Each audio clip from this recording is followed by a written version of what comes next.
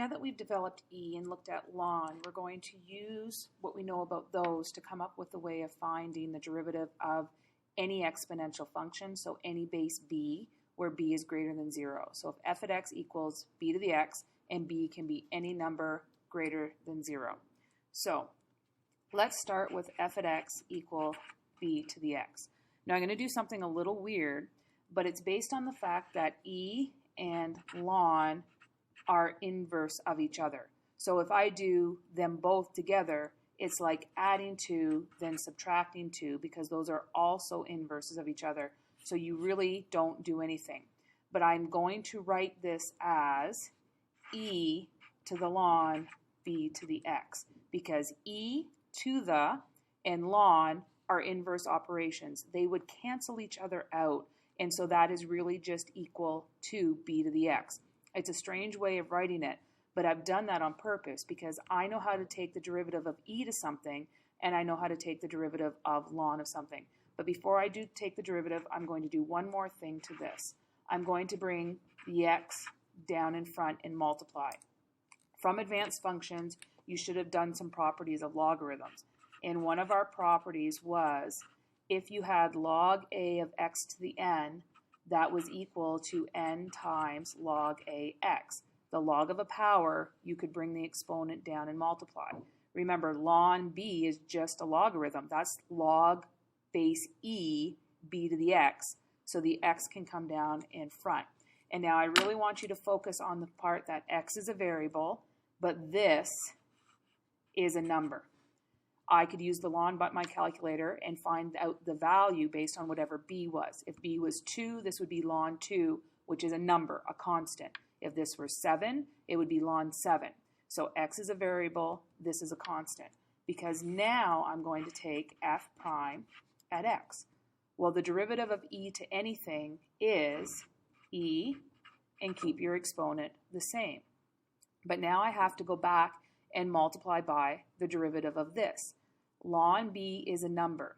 So this is x times ln b, which is the same as ln b times x. That's no different than having 2 times x, or 1.7 times x, or pi times x. When you have a number multiplied by your x, it doesn't matter if the x is before the number or after the number, the derivative is just that number. So this is going to be times ln b. Ln bx is a number times x, and the derivative is just that number. Now I'm going to work this backwards to what we did. I'm going to bring the x back up because these laws work both ways. Then I'm going to say e and ln are inverse of each other. They cancel each other out. So what I end up with is b to the x ln b. So the derivative of e to anything is e to anything. If you have a base other than e, your derivative is the exponential function itself times the ln of the base to account for the fact that our base is not e or Euler's number. So in general, if f at x equals b to the x, then f prime at x is b to the x multiplied by the ln of the base. This is just going to be a number. But similarly, like we did before, what if we have more stuff happening in our exponent? So my exponent isn't just a number like x. It's x squared or 2x or something to do with x. Well, then I'm going to apply chain rule. So f prime at x is going to be b, keep my exponent the same, gx ln b. But then chain rule says I would have to look at the exponent, or sorry, the derivative of the exponent and multiply by it, which in this case would be g prime x. And again, hopefully this process makes a little bit more sense when we do some examples. So 1, y equals 3x squared plus 2. So dy dx is going to be the derivative of 3 to anything is 3, keep the exponent the same, but because my base is 3, I have to multiply by the ln of 3. Then I have to go back and multiply by the derivative of my exponent. So x squared, the derivative is 2x. I'm going to show the plus in this case, but this part is 2 and the exponent is 0. I can't put this 3 and that 2x together because ln 3 is a separate thing.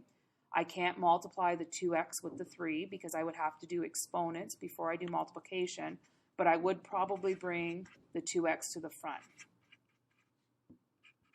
So it's not a pretty derivative, but the derivative would be 2x times 3x squared times ln 3.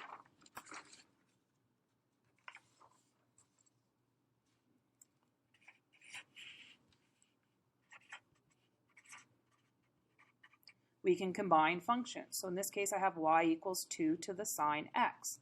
So dy dx is going to be 2 sine x. Whenever you have an exponential function, the first part of your derivative is that exponential function. Then you have to multiply by the ln of the base. Then you have to multiply by the derivative of the exponent. And the derivative of sine is cos. You could rearrange that a little bit, or you could just leave it like that.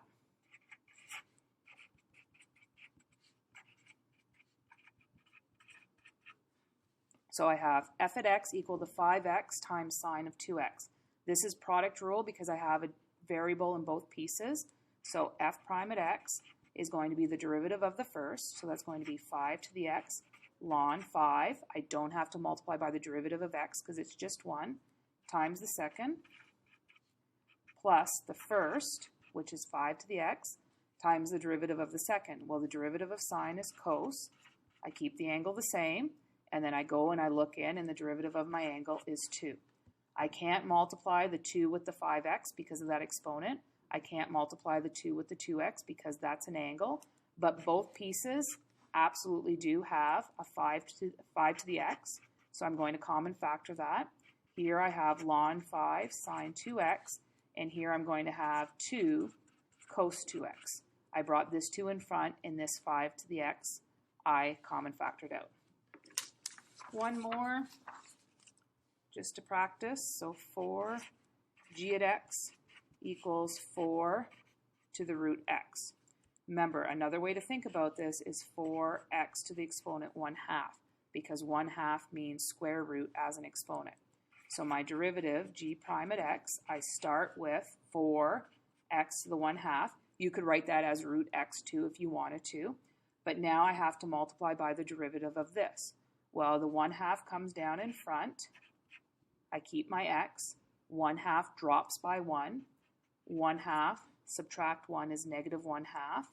So this is going to give me 4x to the 1/2 over 2. I'm going to put that on top. So I have, okay, I'm going to start over for this step. So that gives me 4x to the 1/2, that's an exponent. I accidentally dropped it down. And then I'm going to have 2 on the bottom.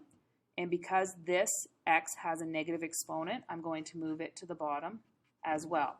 I cannot do 4 divided by 2 because this has a power with it. So I'm going to leave it like that. What I am going to do, though, is rewrite my 1/2 as square roots so I mirror what the function looked like when it was given to me. So 4x to the 1/2 stays on top. This 2 comes to the bottom because it's on the bottom. This x to the negative 1/2, I'm going to move it to the bottom because of the negative exponent. And then x to the 1/2 is the same as root of x, so that one's in my exponent. And x to the 1/2 on the bottom is the same as root x. I can't cancel those together because I have an exponent on this 4. If that wasn't there, then I could do the division. But in BEDMAS, division always comes after exponents. And because I don't know what the exponent is and can't do it, that means I can't do the division.